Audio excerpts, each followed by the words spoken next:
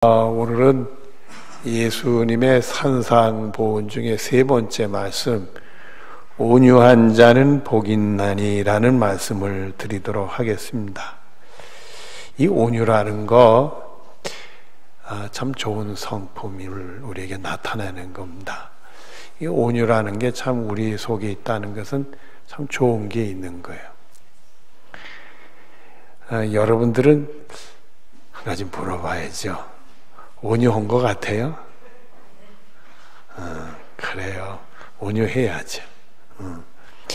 이 온유라는 게 태어날 때 하나님이 좋은 성품을 주셔서 다른 사람보다 온유한 사람 좀 있어요. 참 복이죠. 근데 온유한 사람은 본인이 복인 줄 모를 수가 있어요. 온유하다 보면 좀 세상 사람들에게 좀 뒤지는 것 같고 좀 손해보는 것 같고 이런 생각이 들 수가 있는데, 여러분 절대 그런 생각하면 안 됩니다. 이 온유는 하나님 주신 축복입니다. 이 온유라는 것이 우리가 사는 환경에는 이 온유를 빼앗은 일이 참 많아요. 우리를 너무 화나게 하고 정말 분노하게 하는 일이 많다 보니까 이 온유를 빼앗는 일이 세상에 너무 많아요. 그래서 우리 예수 믿는 사람들은 이 온유를 훈련을 해야 됩니다. 이 경건 훈련인데 온유를 이렇게 자꾸 훈련을 돼. 하나님 말씀을 통해서 자꾸 나를 복종시키게 해서 이 온유의 성품이 생길 수 있도록 자꾸 이렇게 온유를 훈련을 해야 됩니다. 여러분들에게 또 하나 물어봐야죠. 제가 온유한 것 같아요? 온유하지 않은 것 같아요? 고맙습니다. 근데요, 별로 온유한 것 같지 않아요. 뭐 다른 곳에서는 모르겠어요. 근데 집에서 보면요, 화를 벌컥벌컥 얼마나 잘 내는지 몰라요. 내가 싸나워요. 제가 온유 생각지도 못할 때가 너무 많아요. 참 온유해야 되는데 말이에요. 이 온유는 하나님의 성품이요 또 예수님의 성품이시기도 합니다. 시편 18편 35절 뒤를 보면 주의 오른손이 나를 붙드시고 온유함이 나를 크게 하셨나이다. 하나님의 온유하심이 나를 크게 한다. 그러니까 하나님은 이 온유하심을 드러내시, 이렇게 온유함을 드러내시.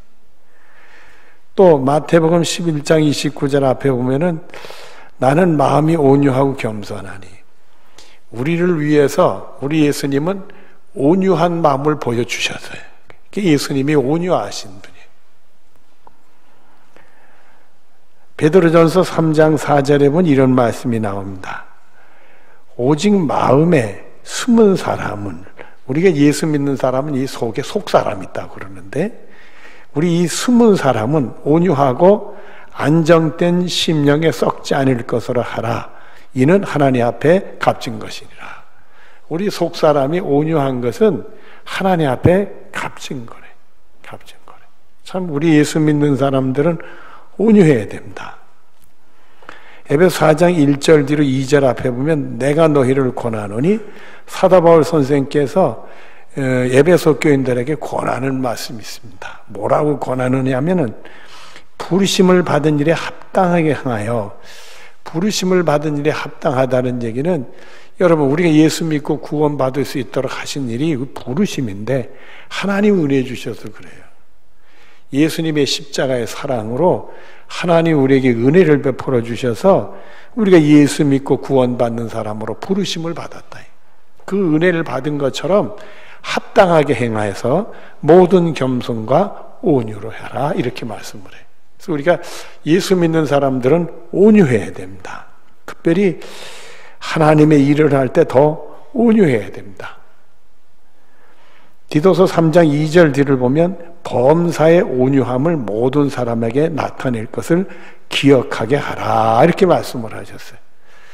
우리가 하나님의 일을 할 때 범사의 모든 사람 앞에서 온유함이 나타나야 된다는 걸 기억하고 있어라, 이게.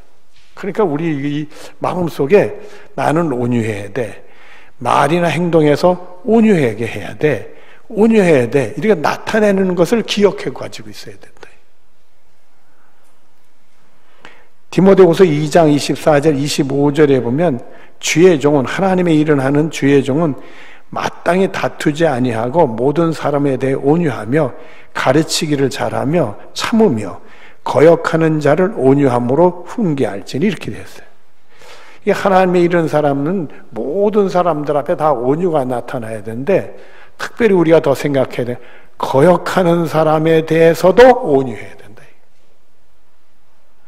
내가 온유는 해야 되겠는데요, 목사님, 저 사람한테는 안 돼요. 저 사람이 내 마음을 얼마나 아프게 하고 나를 얼마나 힘들게 했는데 다 온유해도 저 사람한테도 안 돼요. 그런 거역하는 사람에게도 온유하다, 이렇게 말씀을 주셨어요. 참 우리 예수 믿는 사람들은 온유해야 됩니다. 그런데요, 고린도전서 4장 21절에 보면 이런 말씀을 사도 바울 선생이 하셨어요. 너희가 무엇을 원하냐? 고린도 교인들한테 주는 말씀.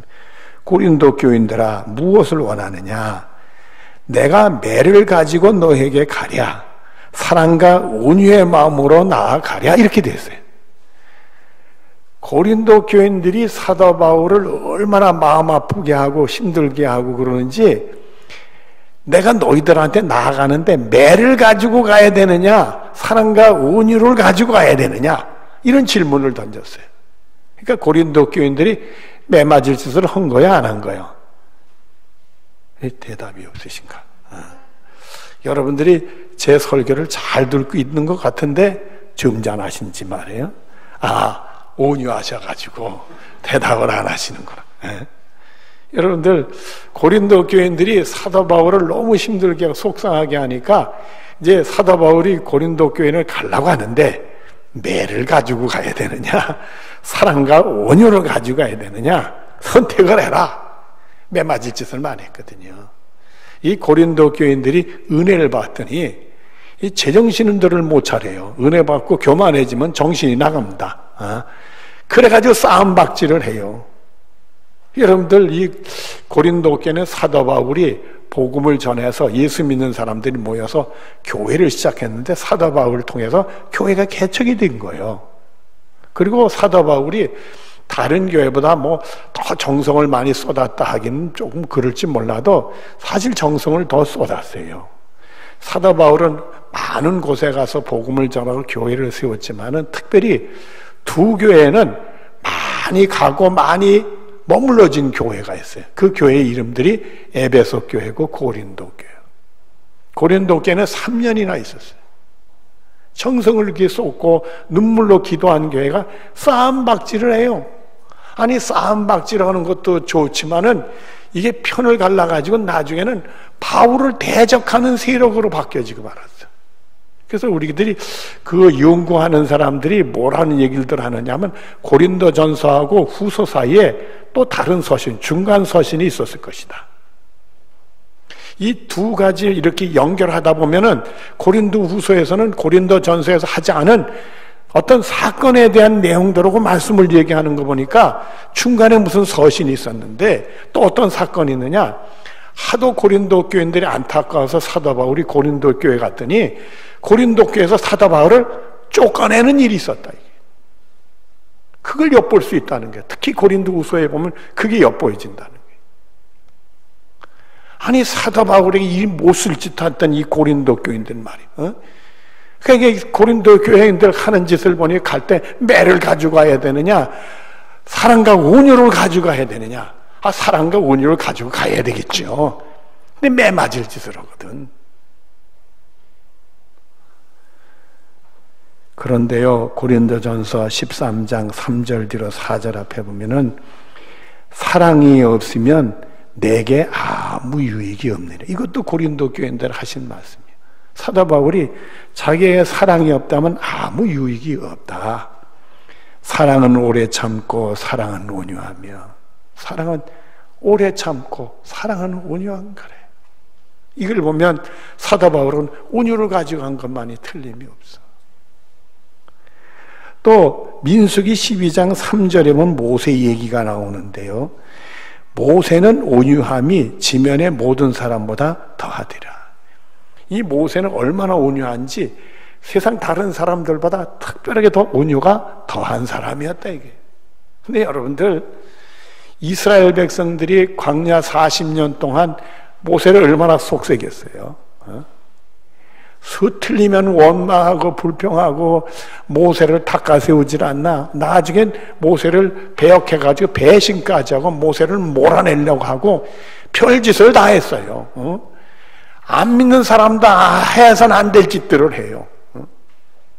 그런데도 모세는 온유함이 다른 사람들보다 더했다 이렇게 말씀을 해요. 참 하나님이 주신 것 같아요.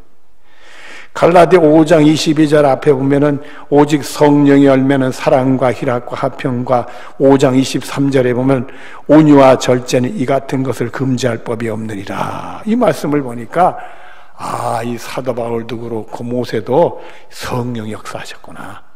성령이 역사하니까 성령의 열매가 맺어가지고 금지할 법이 없다고 한 것처럼 온유의 열매가 맺어서 해냈구나.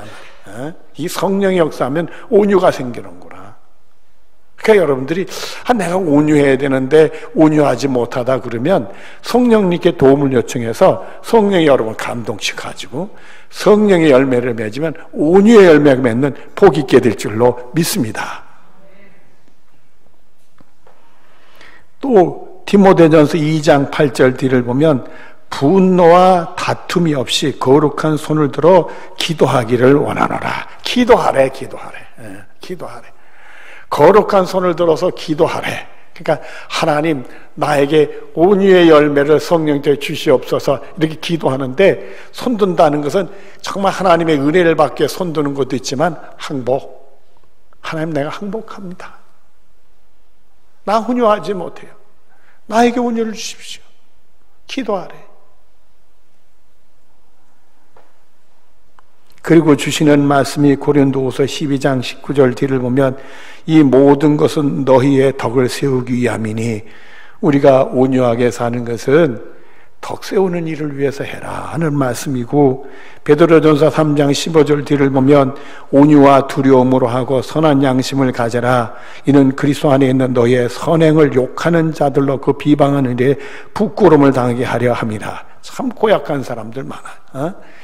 이게 선행을 하는데도 비방하고 욕하는 사람들이 있어요.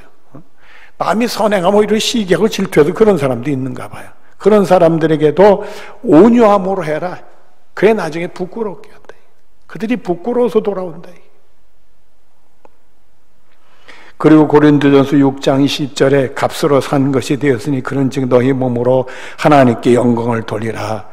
예수님의 핏값으로 우리가 구원받아 하나님의 자녀가 됐으니 하늘의 영광을 우리 것으로 삼는 복 있는 백성들이 됐으니까 우리 몸으로 온유를 통해서 하나님께 영광을 돌려라 이런 말씀을 하셨습니다. 여러분들 여기까지 말씀을 보더라도 우리들은 다 온유해야 되겠죠. 여러분들은 온유의 축복을 얻는 은혜가 있어지기를 바랍니다. 이제 본문 다시 한번 보겠습니다.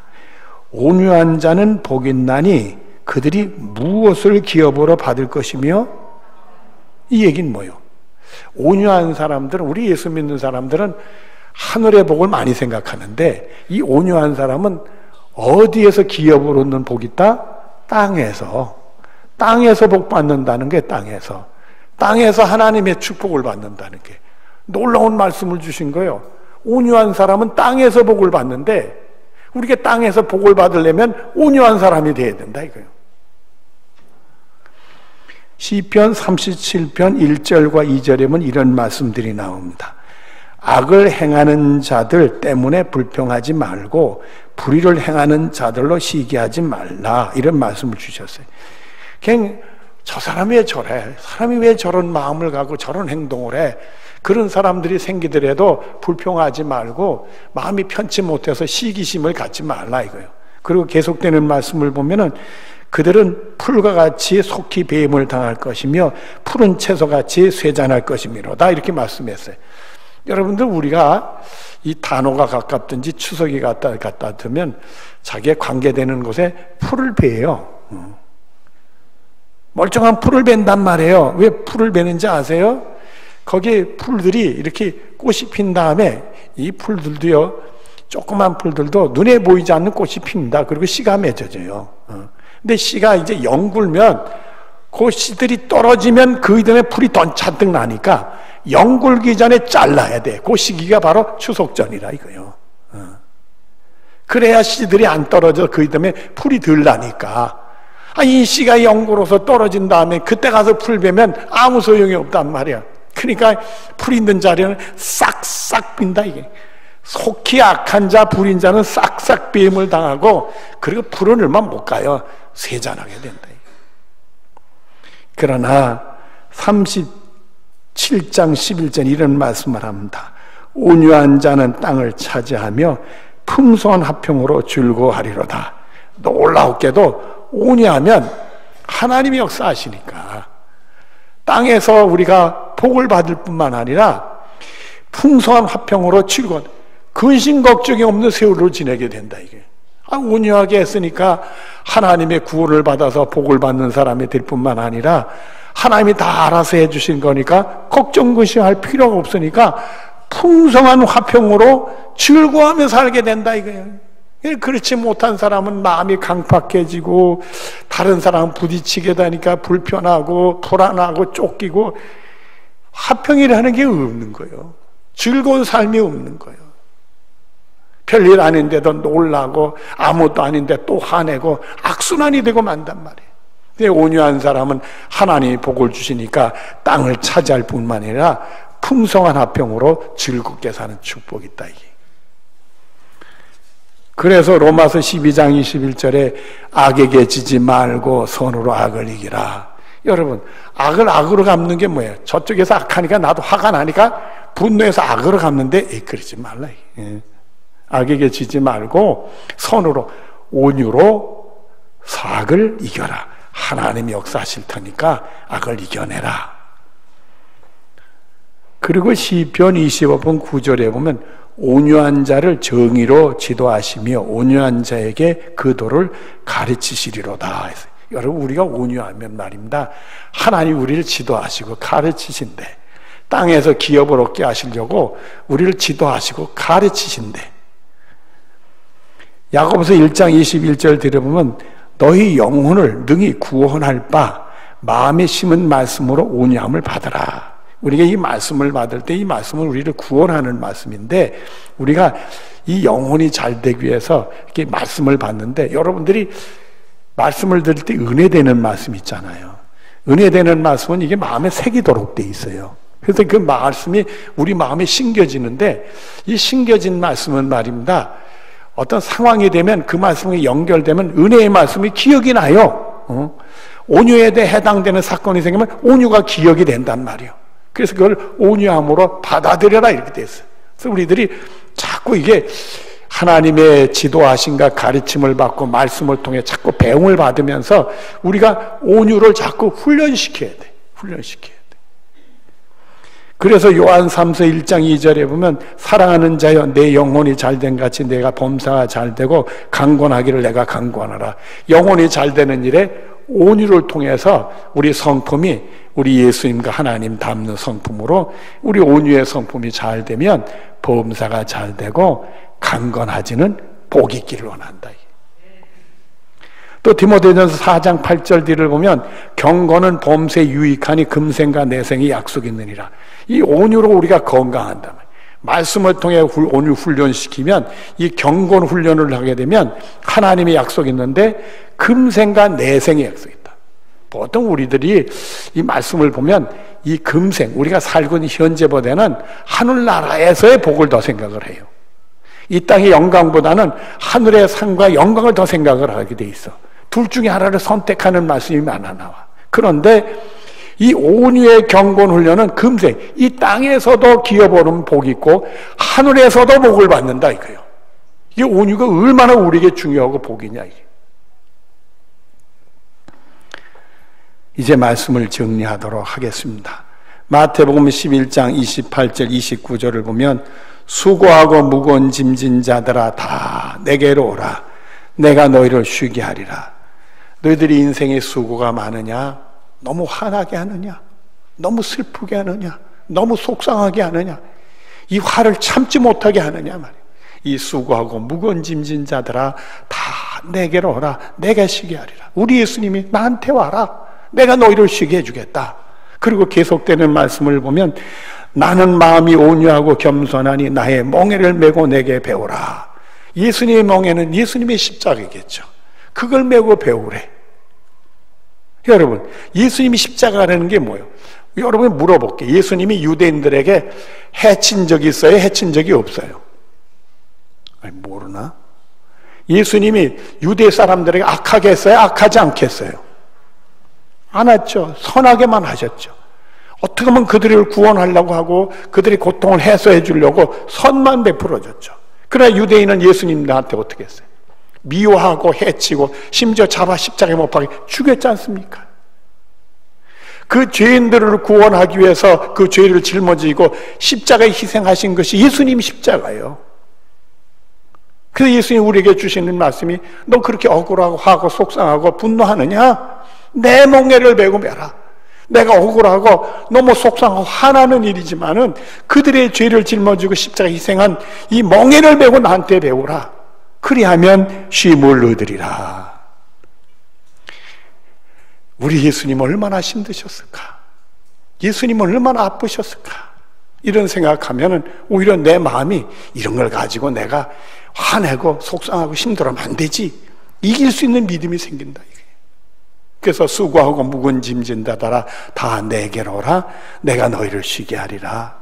나는 겸손하고 온유하니 나의 멍에를 메고 내게 배우라. 그러면 쉼을 얻으리라.